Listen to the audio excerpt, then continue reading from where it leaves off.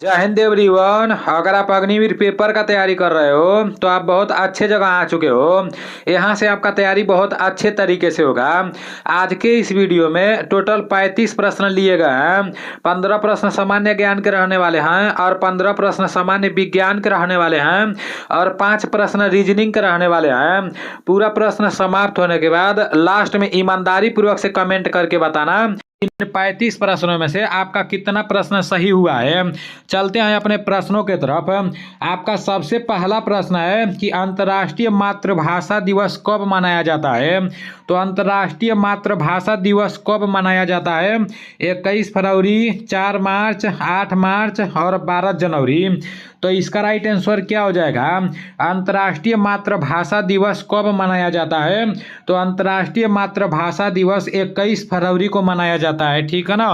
अंतर्राष्ट्रीय मातृभाषा दिवस कब मनाया जाता है?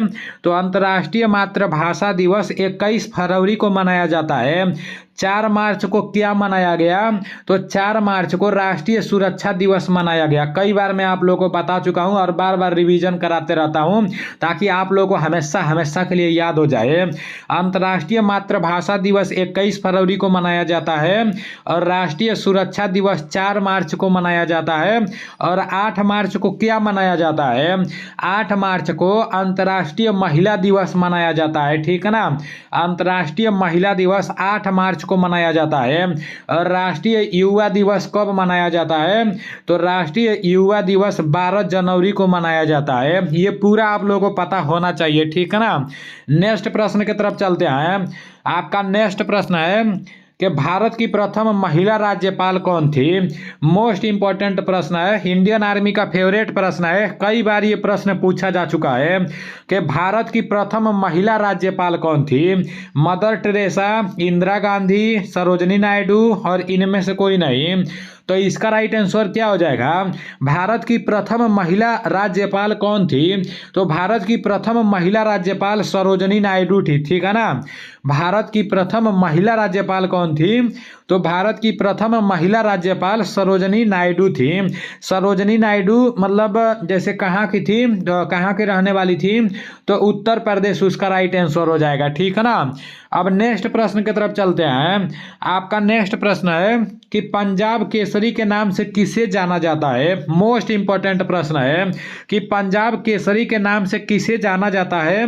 रविंद्रनाथ टैगोर, लाला लाजपत राय, महात्मा गांधी, जवाहरलाल नेहरू। तो इसका राइट आंसर क्या हो जाएगा? इसका राइट आंसर लाला लाजपत राय हो जाएगा। पंजाब केसरी के नाम से किसे जाना जाता है? तो पंजाब केसरी के नाम से लाला लाजपत राय जी को जाना जाता है। ठीक है ना। और बापू के नाम से महात्मा गांधी जी को जाना जाता है। ये तो आप लोगों को पता ही होगा। पंजाब केसरी के नाम से किसे जाना जाता है? तो पंजाब केसरी के नाम से लाला लाजपत राय जी को जाना जाता है। पंजाब केसरी के नाम से लाला लाजपत राय जी को जाना जाता है। आपका नेक्स्ट प्रश्न है कि जापान की राजधानी कहां पर है? ये प्रश्न यूपी पुलिस के पेपर में भी पूछा गया था कि जापान की राजधानी कहां पर है? ढाका, ओटावा, टोक्यो और मॉस्को। तो इसका राइट आंसर क्या हो जाएगा? इसका राइट आंसर हो जाएगा टोक्यो। ठीक है ना। जापान की राजधानी कहां पर है? तो जापान की राजधानी टोक्यो है। जापान की राजधानी कहां पर है? जापान की राजधानी टोक्यो है। अभी आप लोग का करंट अफेयर्स का प्रश्न आ चुका है और ये प्रश्न पूछा जाएगा, आप लोग देख लेना। शाम को 7 बजे जो करंट अफेयर्स का क्लास होता है, कल भी नहीं हो पाया था, शायद परसों हुआ था। ठीक है ना। स्पोर्ट्स वाला हुआ था। और देखते हैं आज भी मैं कोशिश करूंगा कि आज आप लोग करंट अफेयर्स वाला क्लास हो। जैसे पता है कल मेरा डिजिटल बोर्ड मेरे चौराहे पर तक आ गया था, लेकिन मैं उसको लाने गया, लेकिन वो लोग, मैं क्या बताऊं भाई, मतलब वो बोल रहा है कि 4 किलोमीटर दूर से ही बोल रहा है कि यहाँ से आपको ले जाना पड़ेगा। तो मतलब इसीलिए मैं करंट अफेयर्स का क्वेश्चन नहीं करा पाया। मैं बोला कि नहीं, मैं यहाँ से नहीं ले जाऊँगा, खराब कुछ मिस्टेक हो जाएगा तो फिर क्या होगा, कौन जिम्मेदारी लेगा। तो फिर मैं जैसे लाया नहीं डिजिटल बोर्ड, जो लेकर आया था कोरियर वाला, वो खुद फिर दोबारा लेकर चला गया। तो अब देखते हैं वो दोबारा कब तक आता है। वैसे उसके ऊपर एक पूरा फुल ब्लॉग बनाया हूँ, तो आप लोगों को नीलेश के फैंस वाले चैनल पर वो ब्लॉग देखने को मिल जाएगा। ठीक है ना। आपका करंट अफेयर्स का प्रश्न है कि आईसीसी पुरुष क्रिकेट वर्ल्ड कप 2023 का आयोजन कहाँ हुआ? आईसीसी पुरुष क्रिकेट वर्ल्ड 2023 का आयोजन कहाँ हुआ? पाकिस्तान, भारत, नेपाल, भूटान। तो इसका राइट आंसर आपका भारत हो जाएगा। Bharat is right answer. Next प्रश्न है कि हाल ही में, ये भी करंट अफेयर्स का प्रश्न है, आपका जो अग्निवीर का पेपर होगा ना, चाहे जीडी हो, चाहे ट्रेडमैन हो, चाहे डब्ल्यूएमपी हो, चाहे क्लर्क हो, चाहे टेक्निकल हो, चाहे अन्य हो, कोई भी मतलब ट्रेड हो, उसमें आपका करंट अफेयर्स का प्रश्न जरूर पूछा जाएगा। लिखा गया है कि हाल ही में अर्धसैन्य बलों ने सुरक्षित आधिकारिक आवागमन के लिए निम्न में से कौन सा ऐप अपनाया है। हाल ही में अर्धसैन्य बलों ने सुरक्षित आधिकारिक आवागमन के लिए निम्न में से कौन सा ऐप अपनाया है। संदेश ऐप, आवागमन ऐप, टिकल ऐप, इनमें से कोई नहीं। तो इसका राइट आंसर क्या हो जाएगा, आप सभी लोगों को पता होना चाहिए। इसका राइट आंसर संदेश ऐप हो जाएगा। संदेश ऐप इज राइट आंसर। इसका राइट आंसर क्या हो जाएगा, संदेश ऐप हो जाएगा। आपका नेक्स्ट प्रश्न है, ये भी करंट अफेयर्स का है कि वर्ल्ड एथलेटिक्स चैंपियनशिप 2023 में स्वर्ण पदक जीतने वाले पहले भारतीय खिलाड़ी कौन बने हैं। वर्ल्ड एथलेटिक्स चैंपियनशिप 2023 में स्वर्ण पदक जीतने वाले पहले भारतीय खिलाड़ी कौन बने हैं। नीरज चोपड़ा, सुशील कुमार, साई प्रणीत ने, इनमें से कोई नहीं। तो इसका राइट आंसर क्या हो जाएगा मेरे भाई, इसका राइट आंसर नीरज चोपड़ा के अलावा कुछ और हो सकता है क्या, बिल्कुल भी नहीं हो सकता है। इसका राइट आंसर नीरज चोपड़ा हो जाएगा। 2023 में पूछा गया था कि भाला फेंक का संबंध किससे है, तो भाला फेंक का संबंध भी नीरज चोपड़ा से ही है। तो इनसे रिलेटेड काफ़ी सारे प्रश्न पूछा जाता है क्योंकि ये आर्मी के सुविधार मतलब हैं, ठीक है ना। नेक्स्ट प्रश्न है कि मैकमोहन रेखा भारत और किस देश के बीच लगी है। तो मैकमोहन रेखा भारत और किस देश के बीच लगी है। अफगानिस्तान, पाकिस्तान, चीन और नेपाल है। तो इसका राइट आंसर क्या हो जाएगा, मैकमोहन रेखा भारत और किस देश के बीच लगी है।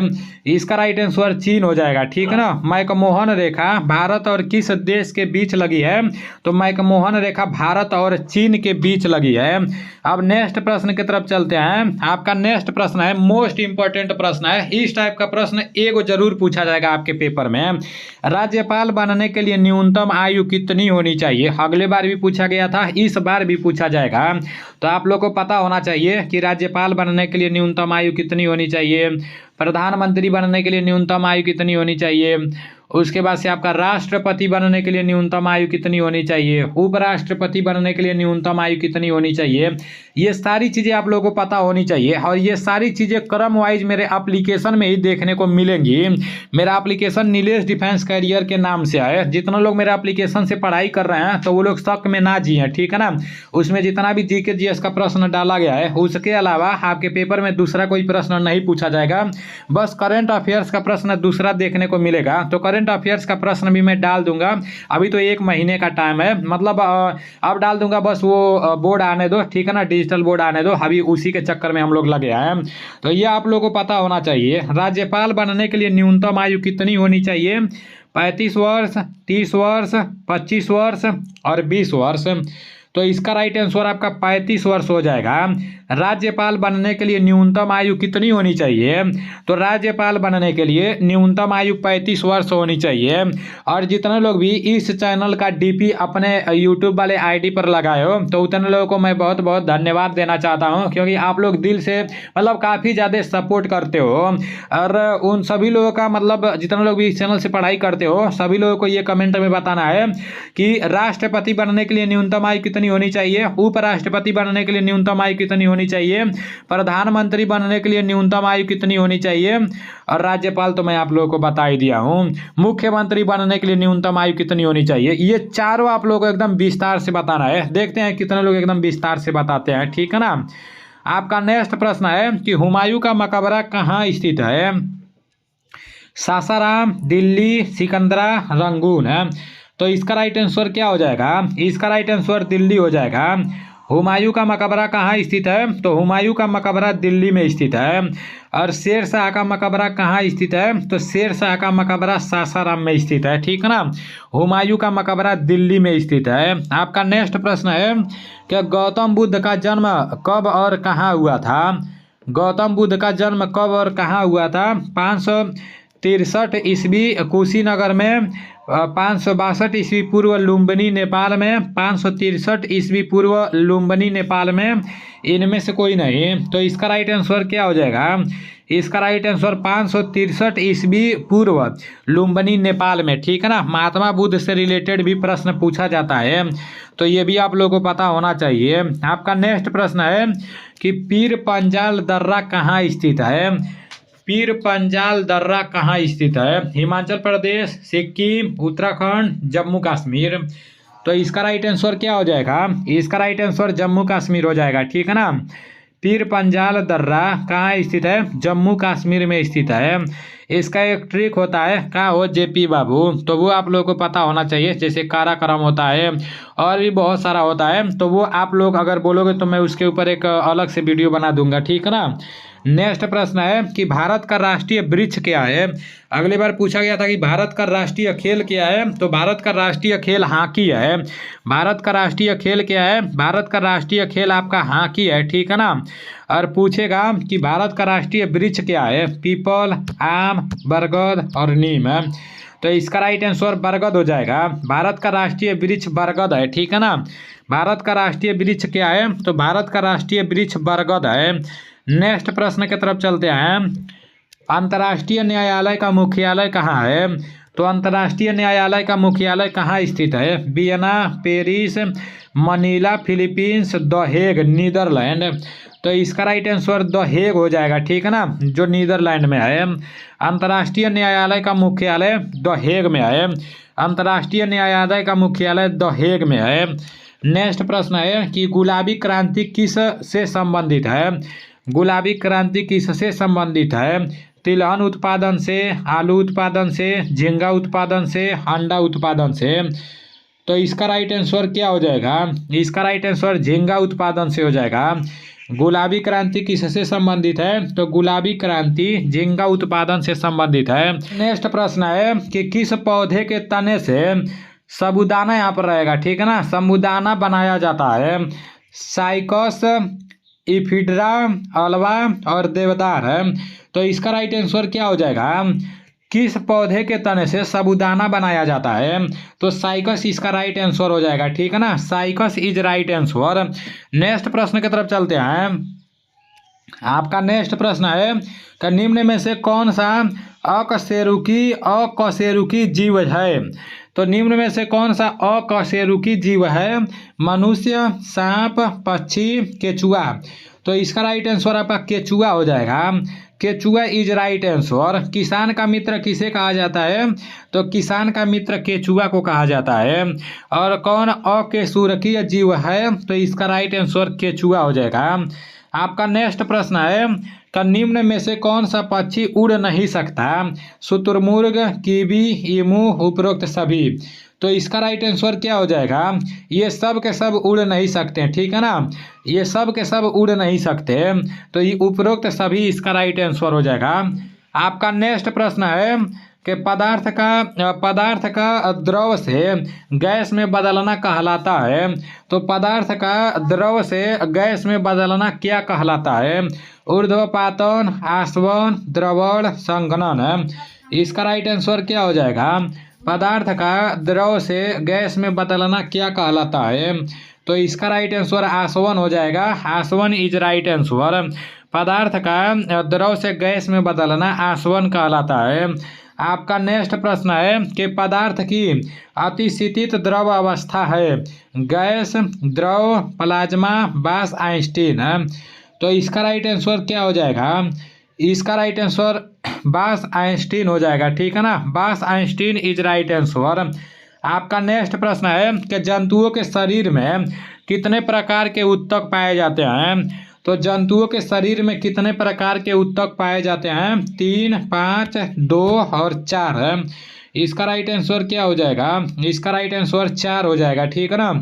जंतुओं के शरीर में कितने प्रकार के ऊतक पाए जाते हैं? तो 4 प्रकार के ऊतक पाए जाते हैं जंतुओं के शरीर में। जंतुओं के शरीर में कितने प्रकार के ऊतक पाए जाते हैं? 4 प्रकार के ऊतक पाए जाते हैं। आपका नेक्स्ट प्रश्न है कि आनुवांशिकी की सबसे छोटी इकाई है। आनुवांशिकी की सबसे छोटी इकाई क्या है? गुणसूत्र, जीन, डीएनए और आरएनए। तो इसका राइट आंसर क्या हो जाएगा? आनुवांशिकी की सबसे छोटी इकाई, इसका राइट आंसर आपका जीन हो जाएगा, ठीक है ना। आनुवांशिकी की सबसे छोटी इकाई जीन होती है। मनुष्य में कितने गुणसूत्र पाए जाते हैं? तो मनुष्य में 46 गुणसूत्र पाए जाते हैं।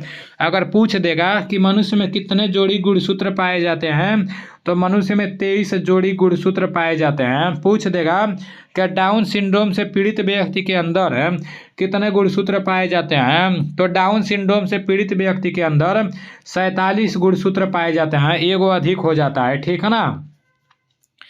नेक्स्ट प्रश्न है कि मानव का आनुवांशिक पदार्थ है डीएनए, आरएनए, गुणसूत्र और नीचे दिया है जीन है। तो इसका राइट आंसर आपका क्या हो जाएगा? मानव का आनुवांशिक पदार्थ है, इसका राइट आंसर डीएनए हो जाएगा। DNA is right answer. मानव का आनुवांशिक पदार्थ डीएनए है। आपका नेक्स्ट प्रश्न है कि कौन सा कोशिकांग पादप कोशिका में नहीं पाया जाता है? तो कौन सा कोशिकांग पादप कोशिका में नहीं पाया जाता है? राइबोसोम, रिक्तिका, तारककाय और हरित लवक। तो इसका राइट आंसर क्या हो जाएगा?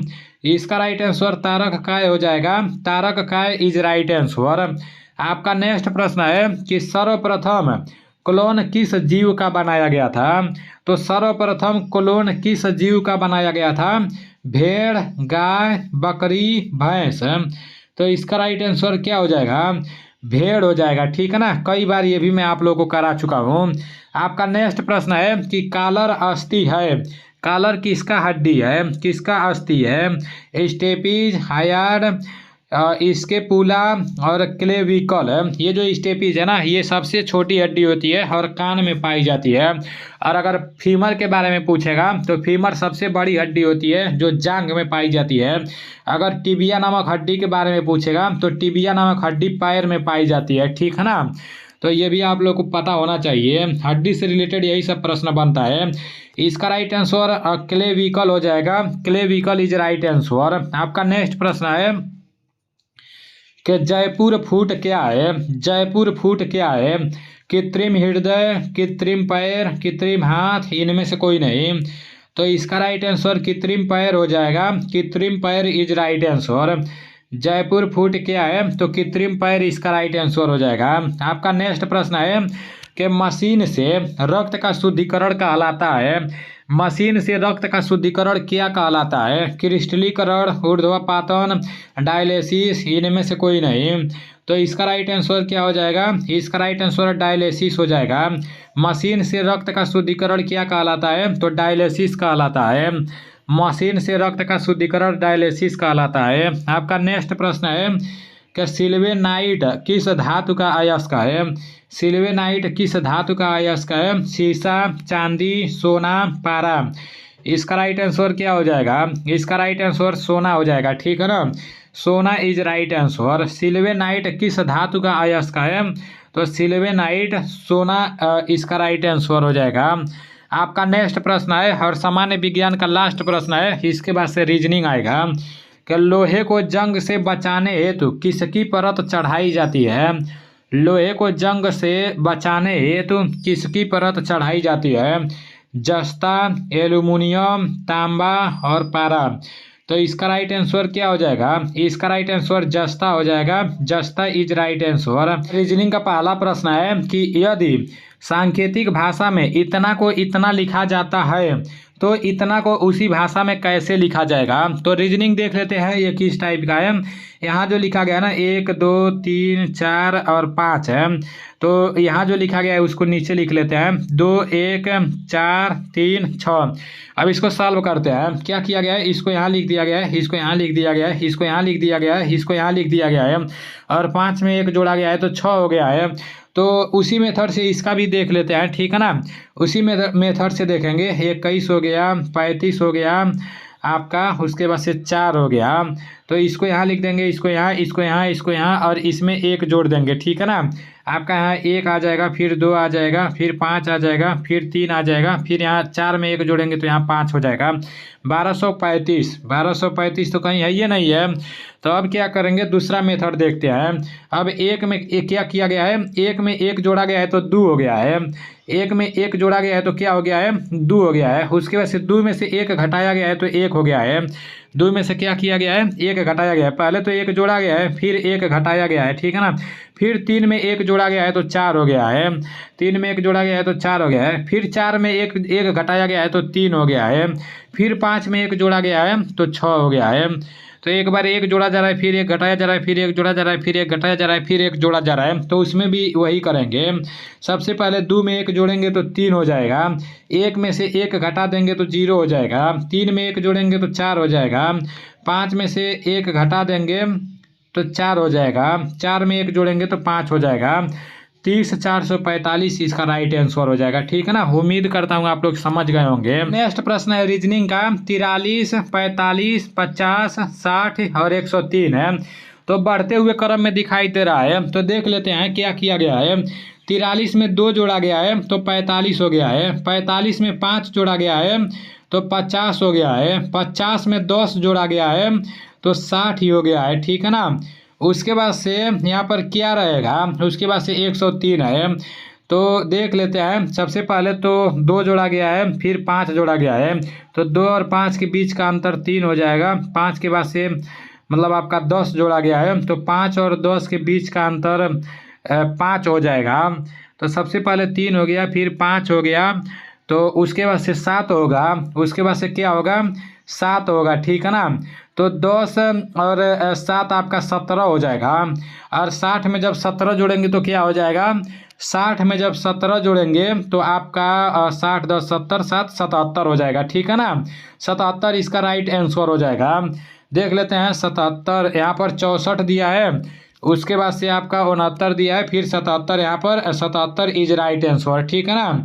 नेक्स्ट प्रश्न की तरफ चलते हैं। आपका यहाँ नेक्स्ट है कि ए आपका 1 नंबर पर आता है, डी आपका 4 नंबर पर आता है।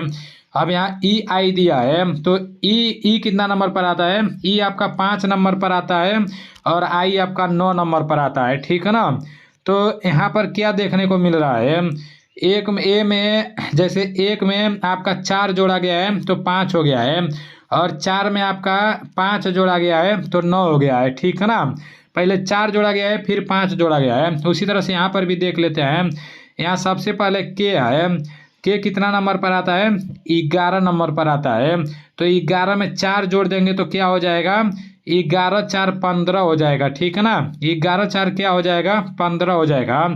उसके बाद से आपका यक्स दिया है, यक्स में 5 जोड़ेंगे, तो यक्स में 5 जोड़ेंगे तो क्या हो जाएगा, यक्स वाई जेड और सी हो जाएगा, ठीक है ना। मतलब सी हो जाएगा, यक्स में 5 जोड़ेंगे तो सी हो जाएगा, आप लोग देख लेना। तो 15 नंबर पर आपका ओ आता है और आपका सी हो गया, ठीक है ना। तो ओ सी इसका राइट आंसर हो जाएगा। अगर आप लोग कन्फ्यूजन में पड़ रहे होंगे तो बता दीजिएगा।